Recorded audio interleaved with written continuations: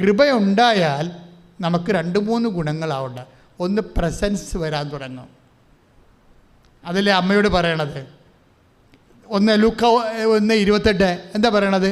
ദൈവകൃപ നിറഞ്ഞവളെ സ്വസ്തി, കർത്താവ്. അതാണ് പ്രസൻസ് അവിടെ വരണത്.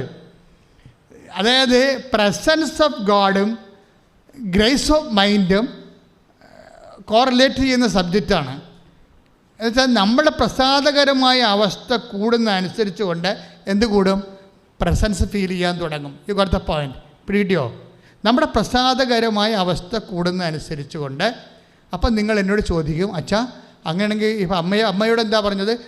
കൃപ നിറഞ്ഞവളെ സ്വസ്തി, കർത്താവ് നിന്നോട് കൂടെ. അപ്പോൾ അത് വാഗ്ദാനമാണ്. എന്താ വാഗ്ദാനം എന്ന് പറയണത്? നീ പോകുന്നിടത്തെല്ലാം ഞാൻ നിൻ്റെ കൂടെ ഉണ്ടായിരിക്കും. ഉടമ്പടി വാഗ്ദാനമാണ്. പുറപ്പാട് 33:14 എന്താണ് എന്ന് പറഞ്ഞ്? നീ പോകുന്നിടത്തെല്ലാം ഞാൻ നിൻ്റെ കൂടെ ഉണ്ടാകും. അപ്പം നിൻ്റെ കൂടെ ഉണ്ടാകുമെന്ന് പറയണത് വാഗ്ദാനമാണ്. അപ്പോൾ ദൈവത്തിൻ്റെ സാന്നിധ്യം നമ്മൾക്ക് അഷ്വർ ചെയ്തിരിക്കുന്നത് വാഗ്ദാന പ്രകാരമാണ്. അതുകൊണ്ടാണ് 1 തിമോത്തി 4:8 നമ്മൾ വായിച്ചത്, ആധ്യാത്മികത എല്ലാത്തിനേക്കാൾ വ്യത്യസ്തവും ഉയർന്നതുമാണ്. അത് ഈ ജീവിതത്തെക്കുറിച്ചുള്ള വാഗ്ദാനങ്ങളും വരാൻ ഇരിക്കുന്ന ജീവിതത്തെക്കുറിച്ചുള്ള വാഗ്ദാനങ്ങളും ഉൾക്കൊള്ളുന്നു. അപ്പം നമ്മൾ നിലനിർത്താനും വളരാനും അതിജീവിക്കാനും ദൈവം നമുക്ക് നൽകുന്നതാണ് വാഗ്ദാനം. ഭൗതിക വാഗ്ദാനമുണ്ട്, ആധ്യാത്മിക വാഗ്ദാനമുണ്ട്. ഇതുപോലെ തന്നെയാണ് ഈ ഒരു വാഗ്ദാനമാണ് ദർശനം. ആ ചെടുത്ത് കണ്ടത് എന്താണ്? ദർശനമാണ്, പച്ചപ്പൂക്കളാണ്. എന്ന് വെച്ച് കഴിഞ്ഞാൽ നിയമപരമായിട്ട് നടക്കത്തില്ല, പക്ഷേ ഞാനിത് നടത്തും. എന്താണ്? Not by merit but by grace. കൃപ കൊണ്ട് നടത്തും. പക്ഷേ കൃപയെ ആർജിക്കാൻ എന്താ മാർഗം? അത് വളരെ സിമ്പിളാണ്. കൃപയെ ആർജിക്കുമ്പോഴാണ് കൃപ നിറഞ്ഞവളെ സ്വസ്തി, കർത്താവ് നിന്നോട് കൂടെ. ഇപ്പം കൃപ നിറയുമ്പോഴാണ് പ്രസൻസ്, ദൈവം നമ്മുടെ കൂടെ ഉണ്ടാകണത്. അപ്പോൾ ദൈവം നമ്മുടെ കൂടെ ഉണ്ടായാൽ കൃപ നിറയണം. കൃപ നിറയാൻ നമ്മൾ എന്ത് ചെയ്യണം? അത് ഉടമ്പടിയുടെ ഒരു എക്സസൈസിൻ്റെ ഭാഗമാണ്. പ്രഭാഷകൻ്റെ പ്രഭാഷണം വായിച്ച് പ്രഭാഷകൻ 7:35 വായിച്ചോളൂ. രോഗിയെ സന്ദർശിക്കുന്നതിൽ വൈമനസ്യം കാണിക്കരുത്, അത്തരം പ്രവൃത്തികൾ നിന്നെ പ്രിയങ്കരനാക്കും. Praise the Lord. അതാ സംഭവം. പ്രഭാഷകൻ 7:35 ഏറ്റു പറഞ്ഞ, രോഗിയെ സന്ദർശിക്കുന്നതിൽ വൈമനസ്യം കാണിക്കരുത്, അത്തരം പ്രവൃത്തികൾ നിന്നെ കർത്താവിന്റെ തിരുസന്നിധിയിൽ പ്രിയങ്കരനാക്കും. അതെന്ത് സംഭവം അറിയാവോ? ഇതുപോലെ കുറേ എക്സർസൈസുകൾ ഉടമ്പടിയിലുണ്ട് അല്ലേ? രോഗികളെ സന്ദർശിക്കുക, വസ്ത്രമില്ലാത്തവർക്ക് വസ്ത്രം കൊടുക്കുക അല്ലേ? കർത്താവിനെ അറിയാത്തവരെ അറിയിക്കുക, അറിഞ്ഞവരെ ആഴപ്പെടുത്തുക. ഇതെല്ലാത്തിൻ്റെ ലക്ഷ്യം എന്താണ്? ദൈവത്തിന് പ്രിയങ്കരനാക്കണം അല്ലെങ്കിൽ പ്രിയങ്കരിയാക്കണം. അതിനു വേണ്ടിയാണ് നമ്മളിതുപോലെ പ്രസാദം പ്രിയങ്കരിയാക്കിയെന്ന പ്രസാദം നിറഞ്ഞ അവസ്ഥയിലേക്ക് വരാൻ വേണ്ടിയാണ് നമ്മൾ എന്ത് ചെയ്യണത്? ഇതുപോലെയുള്ള കാരുണ്യ പ്രവൃത്തികളൊക്കെ ഉടമ്പടിയുടെ ഭാഗമായിട്ട് ചെയ്യണത്. അതുകൊണ്ടാണ് ഞാൻ നിങ്ങളോട് പറയണത്, ഇത് ചൊല്ലണ പ്രാർത്ഥനയല്ല, ചെയ്യണ പ്രാർത്ഥനയാണ്. മനസ്സിലായല്ലേ? ഇത് ചൊല്ലണ പ്രാർത്ഥനയല്ല, ചെയ്യണ പ്രാർത്ഥനയാണ്. ആ ഉടമ്പടിയിൽ 80% ചെയ്യണേ, ചൊല്ലുകയല്ല. അപ്പം നിങ്ങൾ വിചാരിക്കരുത് പ്രത്യക്ഷിക്കുന്ന പ്രാർത്ഥന 100 പ്രാവശ്യം ചൊല്ലി 500 പ്രാവശ്യം ചൊല്ലി എന്നൊക്കെ പറഞ്ഞുകൊണ്ട് ചേട്ടത്തിമാരിവിടെ വരും. അവരെക്കൊണ്ട് സാക്ഷ്യം പറയിപ്പിക്കത്തില്ല. എന്താ കാര്യം? ഉടമ്പടി അട്ടിമറിക്കാൻ പിശാച് ഉപയോഗിക്കുന്നതാണ് അവരെ. ജനവിരുദ്ധൻ്റെ കൈയടിക്കുക അതൊക്കെ കേൾക്കുമ്പോൾ. പക്ഷേ ഉടമ്പടി എന്ന് പറയുന്ന ദൈവിക പദ്ധതിയെ അവർ പിശാച് അവരിലൂടെ അട്ടിമറിക്കും. എന്താ? ഇത് ചൊല്ലുന്ന പ്രാർത്ഥന അല്ല, ചെയ്യണ പ്രാർത്ഥനയാണ്. ഇങ്ങനെ എന്താ പ്രിയങ്കരനാക്കുമ്പോൾ നമ്മൾ ആരായി മാറും? ദാസനോ ദാസിയോ ആയി മാറും. നോട്ട് മിയർ ഫെയ്ത്ത്ഫുൾ, വിശ്വാസിയല്ല. വിശ്വാസികളിൽ നിന്ന് മുകളിലോട്ട് വരും, റാങ്ക് മാറും. നമ്മുടെ റാങ്ക് മാറ്റം ഉണ്ടാകണം ഇതിൻ്റെ അകത്ത്. അതാണ് 12:18 മത്തായി ശ്ലീഹായുടെ സുവിശേഷം 12:18. എന്താ സംഭവിക്കുന്നത്? പ്രിയങ്കരനാകുമ്പോൾ എന്ത് സംഭവിക്കും?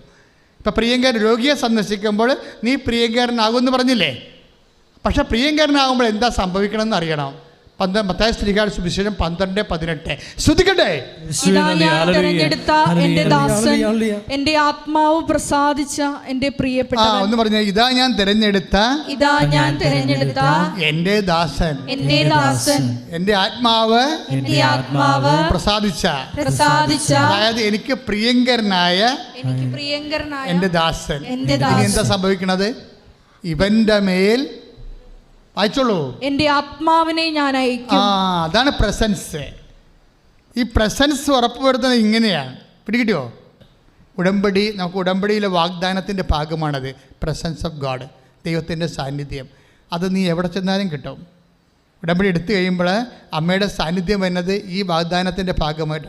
അത് എംബസി വരും, കോടതി വരും, പോലീസ് സ്റ്റേഷനിൽ വരും, അതിർത്തി തർക്കം ഉണ്ടാകുന്ന സ്ഥലത്ത് അളക്കാൻ നേരത്ത് അമ്മ വരും. എവിടെയാണ് നിനക്ക് വരേണ്ടത് അവിടെ എല്ലാം വന്നിരിക്കും. എല്ലാം ICUവിൽ വരും, വെന്റിലേറ്ററിൽ വരും. ഈ കേൾക്കണ സാക്ഷ്യങ്ങളെല്ലാം കേൾക്കുമ്പോൾ നമുക്ക് മനസ്സിലാവും, നമ്മൾ ഞെട്ടിപ്പോവും. കാര്യം ഒരിക്കലും ഞാൻ അച്ഛനായിട്ട് 36 കൊല്ലവും ശുശ്രൂഷ തുടങ്ങിയിട്ട് 38 കൊല്ലവുമായി. അച്ഛനായിട്ട് 36 കൊല്ലവും ശുശ്രൂഷ തുടങ്ങിയിട്ട് 38 കൊല്ലവുമായി. ഇതിനുള്ളിൽ 21 ലക്ഷത്തോ ആൾക്കാരെ കൗൺസിൽ ചെയ്തെന്നാണ് ഞാൻ എപ്പോഴും പറയണത്. പക്ഷേ എനിക്ക് എപ്പോഴും മനസ്സിലാകും. പക്ഷേ ഉടമ്പടിയിലേക്ക് അമ്മ വരുമ്പോൾ ഈ കഴിഞ്ഞകാല പ്രാർത്ഥനകളെല്ലാം ഒരു നിഴലായി പോവും. കാര്യം ഇതിൻ്റെ അകത്ത് അഷുറൻസ്, പ്രോമിസ്, വാഗ്ദാനങ്ങൾ ഏറ്റവും പ്രധാനപ്പെട്ടതാണ് നിൻ്റെ കൂടെ വരിക എന്നുള്ളത്, സഞ്ചരിക്കുക എന്നുള്ളത്. ഇപ്പോഴെന്താ പറയണത്?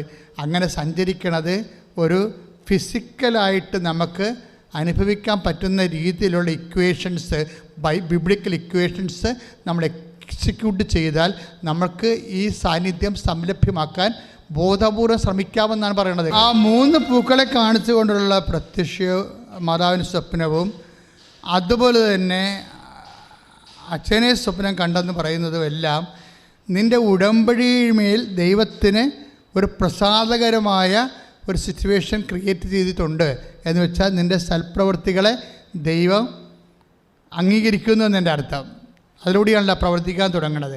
അച്ഛൻ എന്തെങ്കിലും പറഞ്ഞതെന്ന് വെച്ച് കഴിഞ്ഞാൽ ഈ സാന്നിധ്യം നമ്മൾക്ക് ഇപ്പം നിങ്ങൾ രോഗിയെ കാണാൻ പോകുമ്പോഴും അല്ലെങ്കിൽ വസ്ത്രമില്ലാത്തവർക്ക് വസ്ത്രം കൊണ്ട് കൊടുക്കുമ്പോഴും ഭക്ഷണമില്ലാത്തവർക്ക് ഭക്ഷണം എത്തിച്ചു കൊടുക്കുമ്പോഴും അത് കർത്താവിൻ്റെ നാമത്തിൽ ചെയ്ത് കഴിയുമ്പോൾ ഇതെല്ലാം ദൈവത്തിന് പ്രിയങ്കരമായി മാറുമ്പോൾ അതിൻ്റെ ഇഫക്റ്റായിട്ടാണ് ദൈവസാന്നിധ്യം നമുക്ക് ഉറപ്പ് വരുത്തുന്നത്. ഏതാ ഞാൻ തിരഞ്ഞെടുത്ത് എൻ്റെ ദാസൻ 12:18 മത്തായി ശ്രീകാട് സുവിശേഷം, എൻ്റെ ആത്മാവ് പ്രസാദത്തിൻ്റെ പ്രിയപ്പെട്ടവൻ, അവൻ്റെ മേൽ എൻ്റെ ആത്മാവിനെ ഞാൻ അയക്കും. ഈ അയപ്പ് തന്നെയാണ് പുറപ്പാട് 33:14 വരുന്നത്. ഞാൻ നിങ്ങൾക്ക് മുമ്പേ, അതായത് ഞാൻ നിങ്ങളുടെ കൂടെ വരുമെന്ന് പറയണത്. ഇത് തന്നെയാണ് നമ്മൾ ഈ ചേർത്ത് കണ്ടില്ലേ, പച്ചപ്പൂക്കൾ അവിടെ ആ വീട്ടിൽ കൊണ്ടുപോയി തിരികെത്തിച്ച് വെക്കാൻ അവർക്ക് തോന്നിയില്ലേ? പച്ചയും നീലയും തിരിയല്ലേ, ആ നമ്പർ കിട്ടാത്ത വീട്ടിൽ കൊണ്ടുപോയിട്ടേ, നമ്പർ കിട്ടാതെ വീട്ടിൽ കൊണ്ടുപോയിട്ട് പച്ചയും നീലയും തിരികൾ ഒരുമിച്ച് കത്തിച്ച് വെക്കാൻ അവർക്ക് തോന്നിയില്ലേ? അത് തോന്നണമെന്ന് പറയുമ്പോൾ അത് സാന്നിധ്യം തന്നെയാണത്. എന്താ കാര്യം വെച്ച് കഴിഞ്ഞാൽ, നീ വലത്തോട്ടോ ഇടത്തോട്ടോ തിരിയുമ്പോൾ, വായ്പ വാങ്ങിക്കണോ വിലക്ക് വാങ്ങിക്കണോ എന്ന് നീ ചിന്തിക്കുമ്പോൾ എപ്പോഴും മനുഷ്യന് ഓപ്ഷൻ വരുമല്ലോ.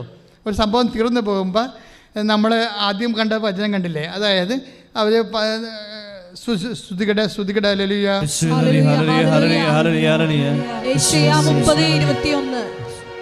ശ്രുതികട. അതായത് ലൂക്ക 11:5 അപ്പം വായ്പ ചോദിക്കുന്നു. അതുപോലെ തന്നെ മത്തായിയുടെ സുവിശേഷം 25:9 എന്താ ചോദിക്കുന്നത്? അത് എണ്ണ വിലക്ക് വാങ്ങിക്കുന്നു. അപ്പോഴേ ഓപ്ഷൻ വരുമ്പോൾ എന്താ പറയുക, നീ വലത്തോട്ടോ അതായത് വായ്പ വാങ്ങിക്കണോ, പിന്നെ എന്താണ് ഇടത്തോട്ടോ എന്ന് വെച്ച് കഴിഞ്ഞാൽ വിലക്ക് വാങ്ങിക്കണോ. അതായത് ഒരു തീരുമാനം എടുക്കാൻ കൺഫ്യൂഷൻ വരുമ്പോൾ ഈ പ്രസൻസാണ് നമ്മളെ സഹായിക്കുന്നത്. നീ ഇടത്തോട്ടോ വലത്തോട്ടോ തിരിയുമ്പോൾ, വായ്പ വാങ്ങിക്കണോ വിലക്ക് വാങ്ങിക്കണോ എന്ന് ചിന്തിക്കുമ്പോൾ പിന്നിൽ നിന്നൊരു സ്വരം കേൾക്കും, ഇതാണ് വഴി, ഇതിലേ പോവുക. ഐസയ 30:21 നീ വലത്തോട്ടോ ഇടത്തോട്ടോ തിരിയുമ്പോൾ, പറഞ്ഞോളൂ, നീ വലത്തോട്ടോ ഇടത്തോട്ടോ തിരിയുമ്പോൾ നിന്റെ കാതുകൾ പിന്നിൽ നിന്ന് ഒരു സ്വരം ശ്രവിക്കും. ഇതാണ് വഴി, ഇതിലേ പോവുക. ഈ പിന്നിൽ നിന്നുള്ള സ്വരം കേൾക്കുന്നതാണ് പ്രസാദപരത്തിൻ്റെ അവസ്ഥ. മനസ്സിലായില്ലേ? അമ്മയോട് പറയും, അമ്മ പിന്നിൽ നിന്നുള്ള സ്വരമാണ് കേട്ടത്. വലത്തോട്ട് തിരിഞ്ഞില്ലല്ലോ, വായ്പ വാങ്ങിക്കാൻ പോയില്ലല്ലോ, ഇടത്തോട്ട് തിരിഞ്ഞില്ലല്ലോ, വിലക്ക് വാങ്ങിക്കാൻ പോയില്ലല്ലോ. നീ വലത്തോട്ട് ഇടത്തോട്ട് തിരിയുമ്പോൾ പിന്നിൽ നിന്നൊരു സ്വരം കേൾക്കും. എന്താണ്? ഇത് രണ്ടുമല്ല വഴി, ഇതാണ് വഴി. അതായത് 30-21 ഇതിലേ പോവുക. ഈ പിന്നിൽ നിന്നുള്ള സ്വരമാണ് ആ ചേടുത്ത് കേട്ടത്. എന്താ കേട്ടത്? നീ 2 തിരിയും കൊണ്ടുപോയി നമ്പർ കിട്ടാത്ത സ്ഥലത്ത് കൊണ്ടുപോയി കത്തിച്ച് വെക്കുക. എന്ത് ചെയ്യണമെന്ന് ഞാൻ അവിടെ വെച്ച് പറയാമെന്നാണ്. എല്ലാം അവിടെ വെച്ചാണ് പറയണത്. അവർ പ്രാർത്ഥിച്ചുകൊണ്ട് പ്രത്യക്ഷ പ്രാർത്ഥന 2 തിരിയും നീലത്തിരിയും പച്ചത്തിരിയും ഒരുമിച്ച് പ്രാർത്ഥിച്ചുകൊണ്ടിരിക്കുന്ന സമയത്ത് പച്ചപ്പൂക്കൾ അടർന്നു വീഴും, ദർശനങ്ങളുണ്ടായി. നിങ്ങൾ അത് Joel 2:28. അതായത് ദൈവം എക്കാലവും ദൈവം പ്രവർത്തിക്കാൻ പറ്റുന്നത് ഏറ്റവും സൂക്ഷ്മമായിട്ട് ദൈവം കൃത്യമായിട്ട് പ്രവർത്തിക്കുന്നത് ഉടമ്പടി ഫോർമാറ്റിലാണ്.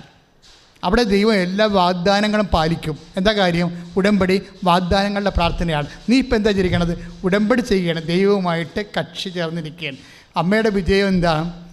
കാനായിലെ സംഭവത്തെ, വീഞ്ഞില്ലാത്ത സംഭവത്തെ, നാണക്കേട് വരുന്ന ഒരു വിഷയത്തെ, കുടുംബത്തിന് മാന്യത നഷ്ടപ്പെടുന്ന ഒരു വിഷയത്തെ അത് മാനുഷ്യമായി പരിഹരിക്കാതെ ഡയറക്റ്റ് ആ കുടുംബത്തെ ക്രിസ്തുവുമായിട്ട് കണക്ട് ചെയ്യുന്നതിലാണ് ഒരു മരിയൻ വിക്ടറി എന്ന് പറയണത്.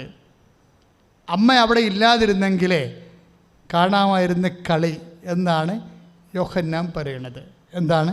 കാനായിൽ ഒരു വിവാഹാഘോഷം നടന്നു, യേശുവിൻ്റെ അമ്മയും അവിടെ ഉണ്ടായിരുന്നു. അപ്പോൾ യേശുവും ശിഷ്യന്മാരും കല്യാണത്തിന് ക്ഷണിക്കപ്പെട്ടിരുന്നു. അങ്ങനെയല്ലല്ലോ പറയേണ്ടത്, പ്രോട്ടോക്കോൾ അതല്ലല്ലോ. എന്തുകൊണ്ടാണ് യോഹന്നാൻ പ്രോട്ടോക്കോൾ ലംഘിച്ചത്? അങ്ങനെയല്ലല്ലോ അത് പറയേണ്ടത്. അതെന്താ പറയേണ്ടത്? അവിടെ കാനായിൽ ഒരു വിവാഹ ആഘോഷം നടന്നു, യേശു ശിഷ്യന്മാരും അവിടെ ഉണ്ടായിരുന്നു, അമ്മ ക്ഷണിക്കപ്പെട്ടിരുന്നല്ല, അതിലെ പ്രോട്ടോക്കോൾ. എന്തുകൊണ്ടാണ് യോഹന്നാൻ പ്രോട്ടോക്കോൾ ലംഘിച്ചത്? ദൈവം അമ്മയുടെ കാര്യം വരുമ്പോൾ ദൈവം പ്രോട്ടോക്കോൾ ലംഘിച്ചതാണ്. എന്താ കാര്യം? ഈ വിഷയം മനുഷ്യൻ്റെ മാന്യതയ്ക്ക് ഭംഗം വരുന്നൊരു വിഷയം. ആ വിഷയം കൈകാര്യം ചെയ്യാൻ പരിശുദ്ധ അമ്മ യേശുവിനെ ആ വിഷയത്തെ കൂട്ടുചേർക്കാൻ അമ്മ തന്നെ അവിടെ ഉണ്ടാകണമെന്ന് നിശ്ചയിക്കുന്നത് ദൈവനിശ്ചയമാണ്. കൈയിടിച്ച് കർത്താവിനെ സ്തുതിക്കുക.